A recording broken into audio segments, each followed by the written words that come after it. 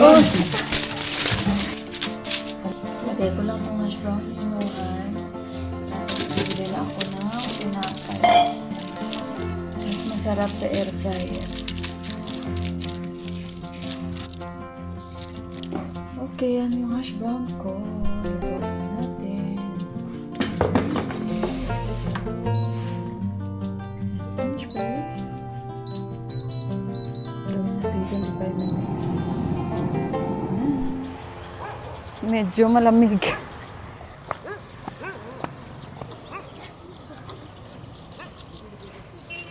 One tin. La, thank you, eh? Guys, tingnan natin tong ating hash brown. Wow. Dumi. Masarap.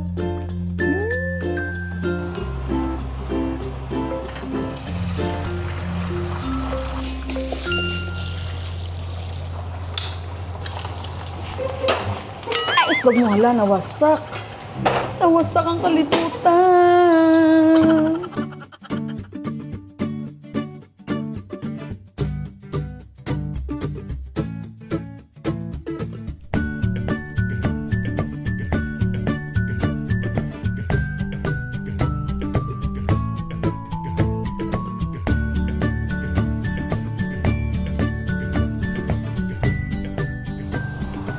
Okay, yan yung sandwich natin. Ilagay na natin sa plates.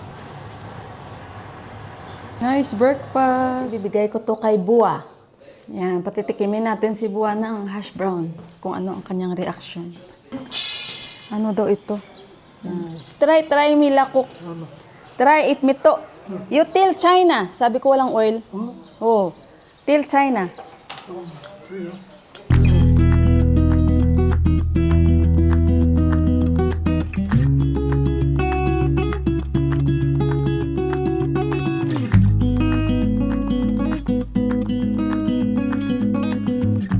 Guys, ito na yung nahiwa ko. Hindi ko ito ubusin. Spring onions at coriander. Ito na yung isasahog ko mamaya, yung pinakalas. Yung zucchini at okra. Okay guys, nilagay ko na yung ating okra at zucchini.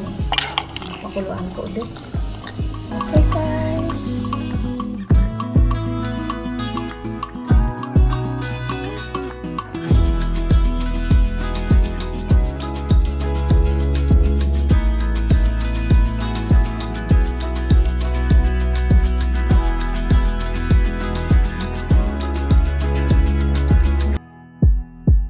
Luto na yung niluto ko. O, di ba luto na yung niluto ko? Nakabihis na rin ako. Ready na tayo. Nagkurta ako, guys. Tingnan niyo yung kurta ko. Ayan, sabi ko kasi kadipak yung weather natin. Kikita niyo ba ako? Ayan. Ayan, nagkurta tayo. Kasi nga yung weather dito at parang nag-leggings lang ako. Alam niyo yung hospital? Malapit lang dito. Tapos, sabi ni Dipak, mamaya ka na maligo kasi punta tayo ng... Usually guys, baliktad. Diba sa atin, pag pumunta tayo o labas tayo, maliligo tayo. Dito hindi, pagbalik na lang. Kasi nga, pero minsan di. Parang naging habit ko na rin pag lumabas, naliligo ako. Pero dito, pagbalik mo, nako, naligo ka na ng alikabok. Kaya sila dito, pagbalik na lang, tsaka pa naliligo. Kaya sabi ni Dipak, pagbalik na lang. Kain ako si Bua kasi, di ba nag-oats siya, tsaka nag-fruits konti. Binigyan ko pa siya ng hash brown na ginawa ko. Mamaya na daw siya kakain. Ako kakain ako. Dahil hindi man ako nag-breakfast, yung tira-tira lang niyon kinain ko. And si Dipak mamaya na daw sila. At least hindi na ako magluluto pagdating.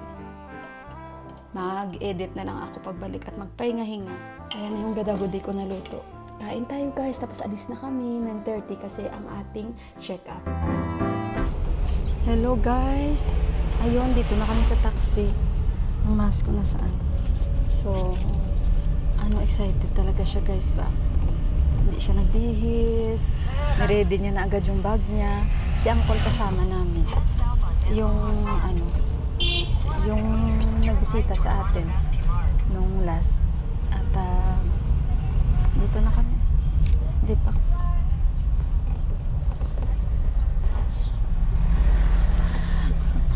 Kasi summer na guys, kaya ayan. Medyo kailangan natin magsuot ng mask. Kasi maalikabok. Si Buwa, binigyan ko siya ng mask. Hindi pa ayaw yan mag-mask. Alam niyo, nakasuot na ako ng shade kasi masakit yung mata ko pag ganito na maaraw. Pag-mask na mata. So mamaya, itatry ko kung pwedeng mag-video. Sama tayo doon. Yan lang yung update ko muna. Nagmadali pa ako kasi nga after kumain si Deepak nag-inom lang siya ng pang-energy. Ayun guys, kasama din pala namin yung anak ni Uncle kasi sa gamot. Kailangan namin si Uncle dito daanan, nag-aantay sila. School dito guys, so Greenwich Academy. School.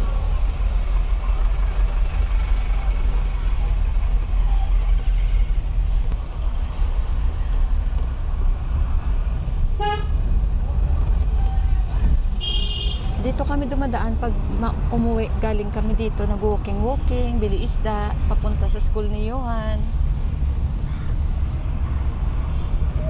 Guys, ang liit ng taxi, kasya kaya kami dito. Kasya yan. Nasaan ka? Hello?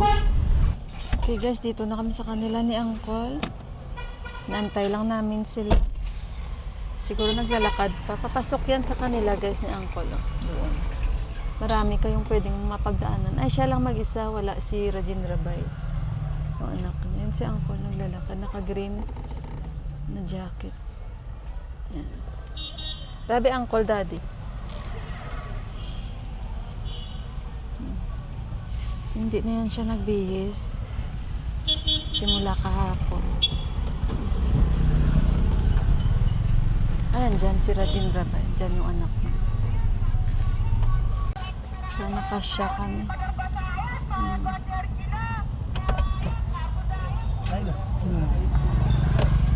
Okay, we have to adjust. We have to adjust daw. Agay ko, we have to adjust talaga. Kasi ang laki nitong dalawa. Namaste, Uncle! Rajin Rabay? We have to adjust. Yan si Uncle. Oh. Okay. Ako siguro I will go out maybe because I'm small. Or it's okay. No. ये चार जना मिलाउने तो मतलब बाइकमा Kitsara dyan.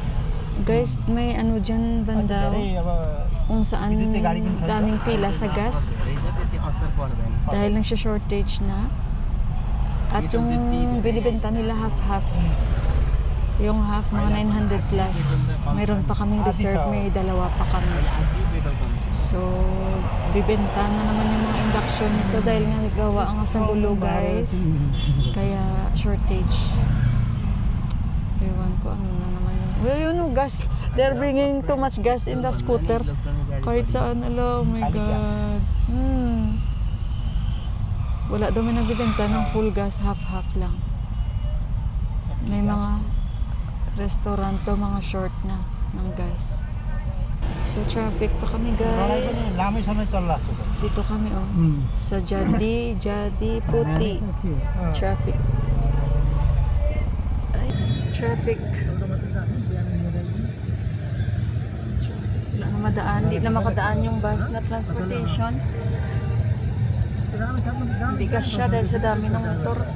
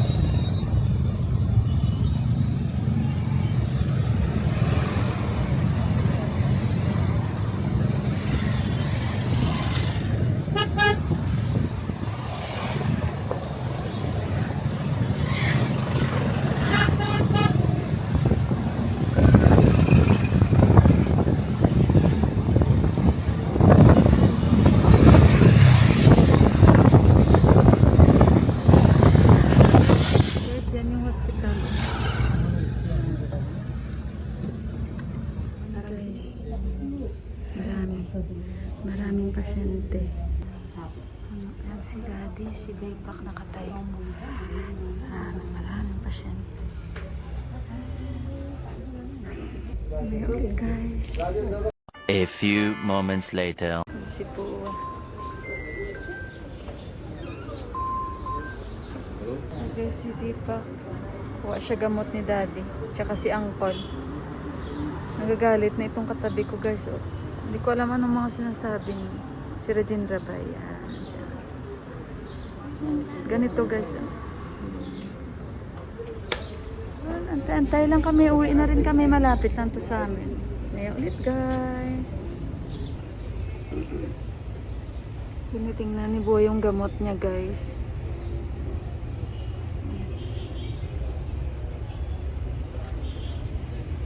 Mamaya ko na sabihin sa inyo, antay lang kami, kumukuha pa si Angkol ng gamot ni Regine Rabay. Tapos uwi na rin kami.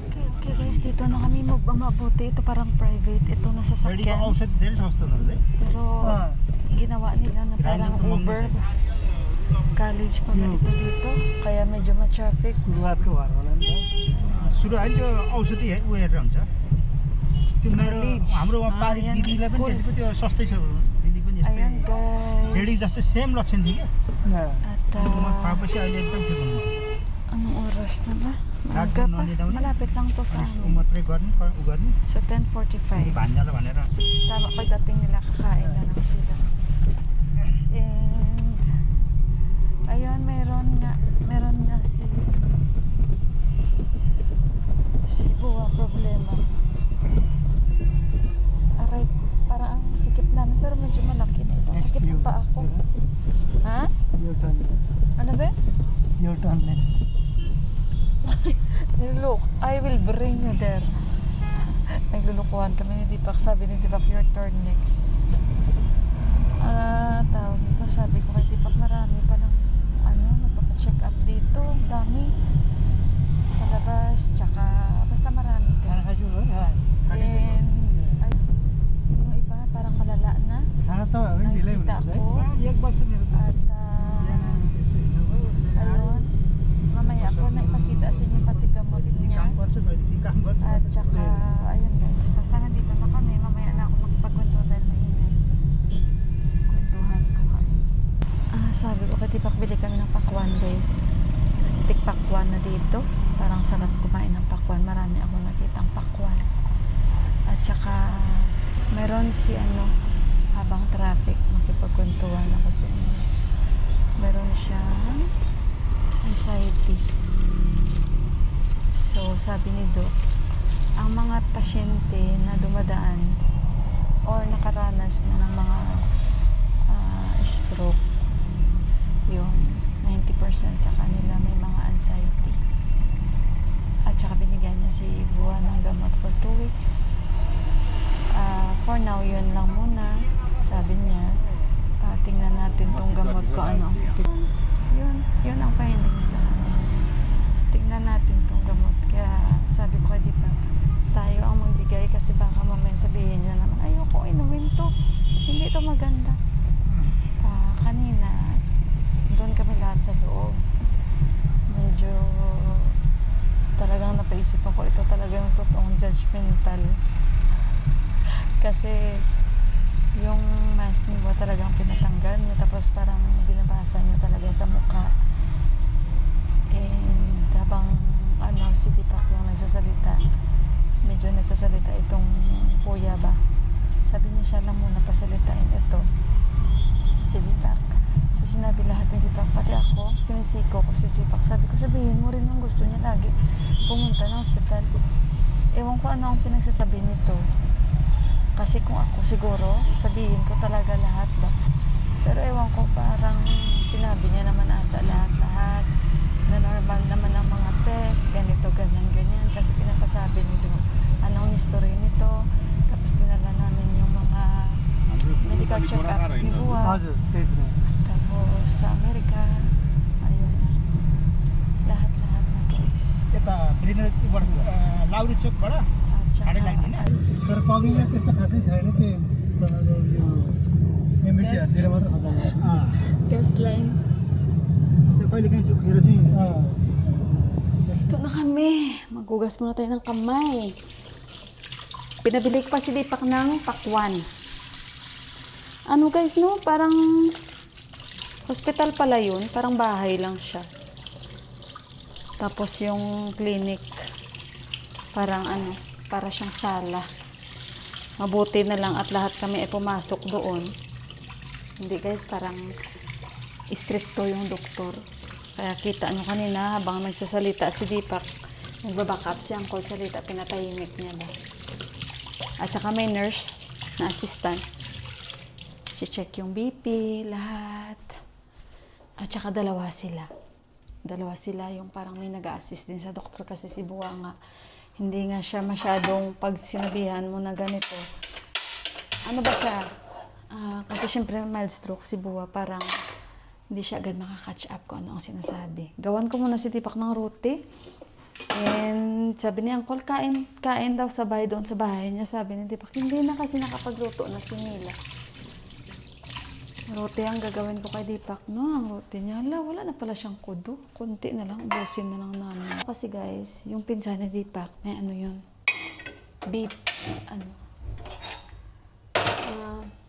Bipolar disorder.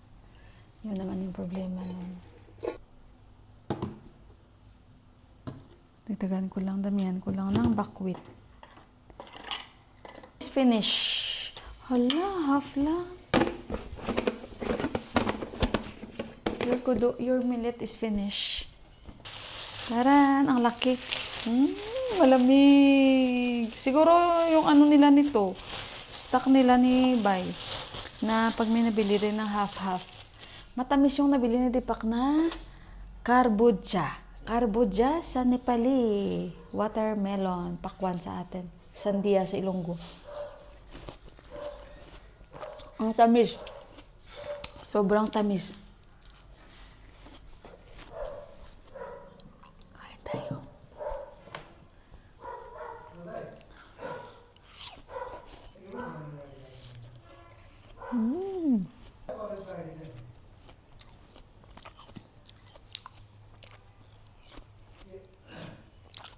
Nag-clear na yung ulap kasi umulan.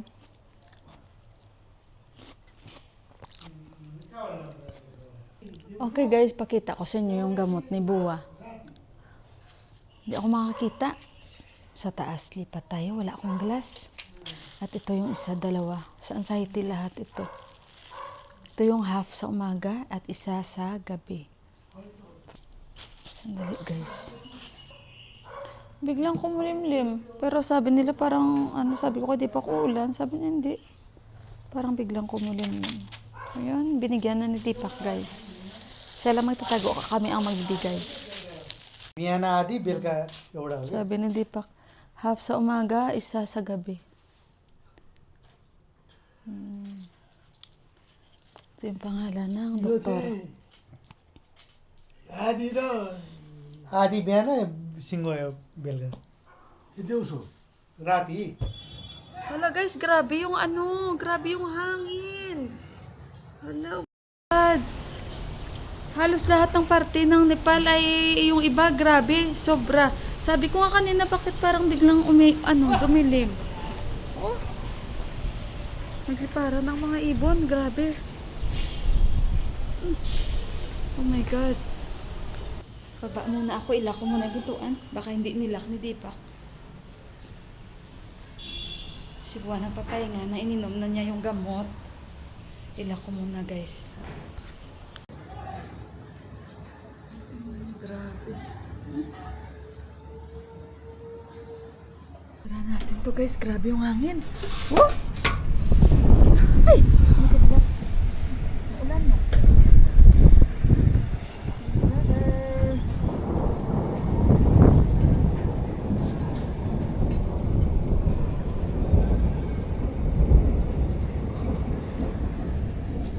A few moments later. Guys, nililinis ako pumasok si Buwa. Hindi niya daw inumin yung binigay ng psychiatrist na gamot kasi daw nafe-feeling dizzy siya. Nakane? Har daw, har. Aili. एक दुई त कसरी खाने त्यो यत्रो त्यहाँ थियो दिपकले मैले अहिले पछि Deepak.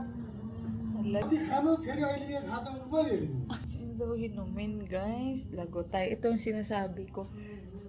Natutulog si Deepak. Nakatulog ako. Kasi nga grabe yung hangin. Alikabok na naman, guys. Everyday, alikabok. Grabe. अहिले दिपक Ay, आएको pachi, oh.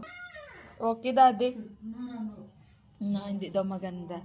Na ramro. Ha? Ang ramro means, kung sabihin nyo sa babae naman dito, ramre. Beautiful. Ramro, parang, okay. Okay, ganon-ganon ko sa atin. Okay Hanggang, tingnan natin. Ito yung sinasabi ko talaga. Kahit anong bigay ng mga doktor sa kanya na gamot, hindi yan talaga lahat maganda. Tingnan natin, mamaya kausapin nyo na lang si Deepak. Sila mag-usap. So, ayan. Oh, everyday, kahit anong vacuum, basta bukas. Kaya sabi ko kay Deepak, pag magka-budget tayo, ipagawa natin yung pintuan na screen, lalo pag summer, lamok, at saka alikabok talaga dito, guys. Dito sa Nepal, Diyos ko, minutes, alikabok, grabe. Expect nyo na yan, ang alikabok, grabe talaga. Yung hagdan, 2 days na ako hindi nakapagwalis. Nako guys, ewan ko na lang. So, kailangan bukas magwalis na naman ako dito. Ay, so ayun, tapusin ko muna dito at si Buwa. Naka-idlip din ako konti. Okay guys, nag-i-edit ako. And, oh, it's raining! Lamig. Kunting ulan lang, lamig. Baguon ko sa Ilonggo pa. Yan siya guys, so, hindi ko alam anong ginagawa niya, pero hindi ko alam. Iinom yan siya ng coffee with milk. Daddy! Coffee? Coffee? Coffee, dude? Inom siya. Kasi kahapon naghihingi siya, guys. Kunti lang, light lang. Gawan ko rin si Deepak. So, ayun, sabi ko, Deepak, anong gagawin natin dyan? Yan ang sinasabi ko talaga. Dahil kilala ko na siya Kilala ko na siya. Kahit saan mo siya dalhin, gusto niya magpa-doktor kung bibigyan man siya ng gamot ng doktor. Hindi man niya, mga inumin niya, pero after niya mainom guys, hindi niya na talaga inumin. Sabi ko kay Deepak, anong gagawin natin yan? Talian natin yan.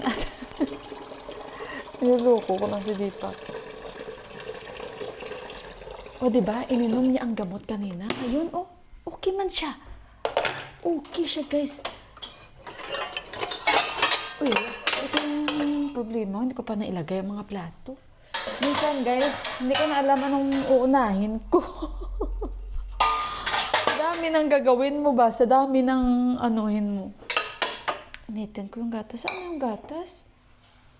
Ay, nilagay ko sa ref. Naramro? मैले राम्रो त राम्रो मेरो लगातार हो कि What, be? 2 weeks. 2 weeks he gave or 1 week? यहाँ हप्ता पछिबाट अनि फेरि खाउँला म त लगातार हो लगातार Ano nasa mood siya, guys? Parote?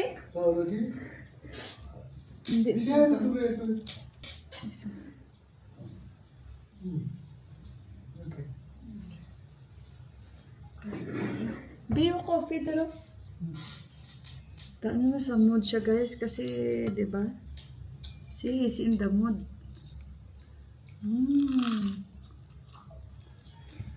Daddy, kani ay ni Ramro. Ramro medicine. Medicine No thinking. होइन यही हप्ता पछि खाने त्यो लगातार भयो कि त्यो भन्नु न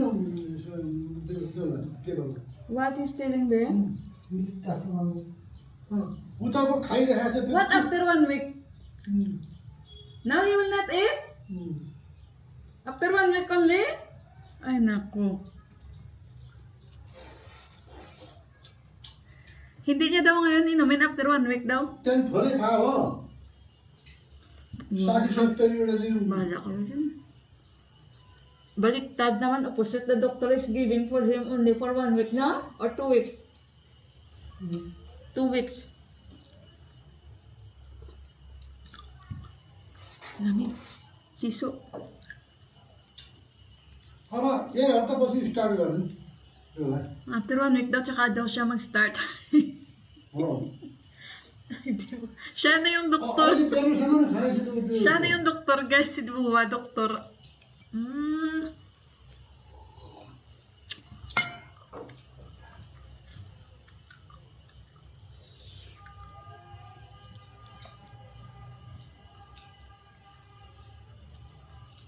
Guys, nandito si Kanchi, si Indira. Nag-i-edit ako. Wala siya work? O baka tapos na siya mag-work? Today is Sunday. Kanchi! You don't have work? She's the CEO now, guys. It's close. Dito siya, guys. Say hi. Bang on too. Come. Today did not go. Whoever is the boss of my country, see, she did not go today. She's serious. Yeah. I don't want Too much hard working, this lady. How are you, Kanchi? See, too much wind today. All the leaves. We had a coffee. Yeah, I have to drink now. You did? You're alone? Yeah. Alam nyo kasi yan, ang magkapatid, pumunta na siya dito para ibalik yung bag, guys, kasi umuwi siya ng village. Siniram niya yung bag. Tatlong magkapatid na yan, si Indira, Mandira, at si Narayan Bay. Mahal na mahal nila yan, si Buwa. Sobrang mahal nila yan. Sila ni Ama. Kaya parang mga anak talaga yan. Sobra talaga. Kaya believe ako dyan. Lalo si Narayan Bay, ay, love na love niyan si Buwa, guys. Si Mandira, si Indira. Sobra. As in. Para bang mas mahal pa nila kaysa sa tatay nila. Ganyan sila, guys. At sabi ko kay Indira ngayon, si Deepak nag-workout. Sabi ko kay Indira, kausapin mo muna dyan si Buwa, kasi doktor na yan ngayon. Siya na ang nagdodoktor sa sarili niya, guys. Siya na yung nagde-decide. Si Deepak naman, ewan ko, ito kasi sobra ba? Hindi niya mapipirsa yung tatay niya. Pag sinabi ng tatay niya na katulad niyan, sabi ni Daddy, after one week daw siya mag-start mag-inom. Ayan. Kaya, ewan ko. Imbes sabi ng doktor, inumin to for 2 weeks. After 2 weeks, balik kami. Ngayon, baliktad ang mangyayari. After 1 week pa siya magsisimula. So sabi ko, Kanchi, kausapin mo si Buwa. Sabi ko, kausapin mo kung ano ang kanyang mga sasabihin sa'yo. Basta ngayon siya yan ang doktor sa sarili niya. Dinodoktor niya yung sarili niya. Siya nagde-decide kung kailan niya inumin ang gamot. Ngayon, nakainom siya kasi kalahati. So ngayon, okay siya. Wala siyang reklamo na, ay, dalhin niyo ako sa ganito. Ngayon, malalaman natin yan. Kung for example, after 1 week niya inumin ang gamot, 1 week pa magsasakripisyo din siya. At syempre, di ba, kami din, na mag-alala din sa kanya. Imbis na yan, okay pakiramdam niya, guys. Oh, kaso lang sa tuwing binabago or may bibigay ang doktor sa kanya na gamot, hindi talaga, parang iba ang kanyang iniisip. Tapusin ko muna itong ini-edit ko. And mamaya, kaya isasara ko talaga tong pinto. Kasi ang alikabok, guys, Bojus. Natatawa talaga ako sa kanya kanina kasi habang nag-vacuum ako dito, sinabi niya sa akin, Namila, hindi ko na inumin yung gamot. Sabi niya gano'n. Natawa ako kasi alam ko na. Natawa talaga ako. Kumidi talaga itong binan ko talaga. Tapos si Deepak sabi ko, alam mo, hindi niya daw inumin ang gamot. Lumaki na lang yung mata ni Deepak na parang, ano ba ang gagawin ko? Yung gano'n. Mga anak niya rin, guys, na lalaki, yung dalawa. Wala rin tigil tawag sa kanya, kausap, yung gano'n ba. Lalong-lalo yung bunso. Mahal na mahal niya yan si Buwa talaga. Parang oras-oras tumatawag, yung gano'n. Okay guys, nandito si Uncle kasi alam nyo, nakiusap si Ama na kausapin si Buwa. Siya or yung tatay nila Mandira para ma-convince lang siya na inumin mo yung gamot mo. Hindi yung ikaw yung nagde-decision kung kailan mo gusto inumin. Kaya ganyan, guys, magrereklamo siya, di ba? Gusto niya magpa-hospital. Ngayon kung bibigyan na naman siya ng doktor na gamot, parang, ano ba siya, nagdududa siya sa doktor. Hindi niya iinumin. Kaya ayan, dito si Uncle. At nagluto ako fish curry. Yan, dito si Uncle, guys. Oh. Yan. Ang nirereklamo. Will eat now? Uncle also. Uncle. Yan, kain na tayo dahil gutom na si Yuhan. Hala, nasunog na, guys. Tingnan nyo, guys. Hala, nasunog na. Hala, nasunog. Tingnan nyo ang niluto ko ito. Ayan, yung buckwheat ni Deepak, parang pancake. And yung rice luto na. And yung fish curry. Tada! Yung fish curry ko, guys. Kain na tayo. Ihanda ko lang dahil si Johan nandito na ang aking anak. Gutom na fried fish lang for Johan. Okay, wait lang. Ha? I'll prepare now.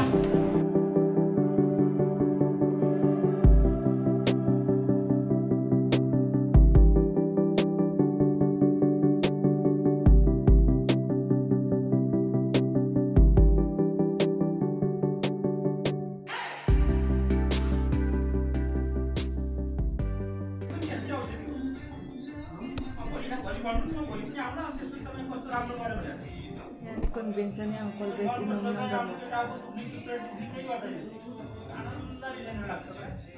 आणि खाली ते आरतीला आणि येते आधीचे बॅन आधी घ्या ना आधीचे अपोची हप्तामध्ये येते हप्तामध्ये ते एवढं मात्र काढतो हां ऑइल मात्र काढतो त्याच्या सारे काय तरी ते मात्र खाके कंट्रोलवर राखली ते एक्स्ट्रा सोसायटी आपण चेक करून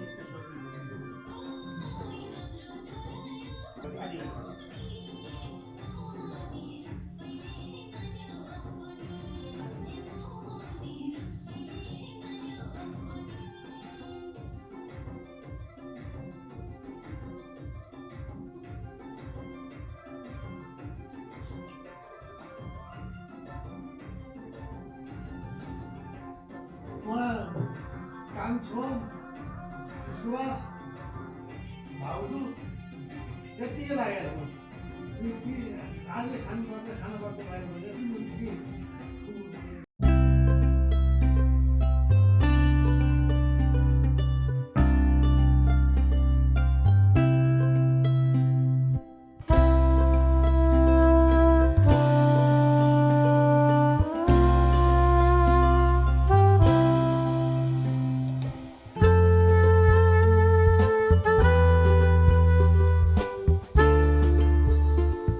Okay guys, tapos na ako sa kusina. Sindi lang ako ng kandila kasi nagprito tayo ng isda. Mahirap guys no, kasi maamoy talaga ba? Maamoy talaga ang kahit mga sang araw-araw na niluluto mo, dumidikit talaga siya.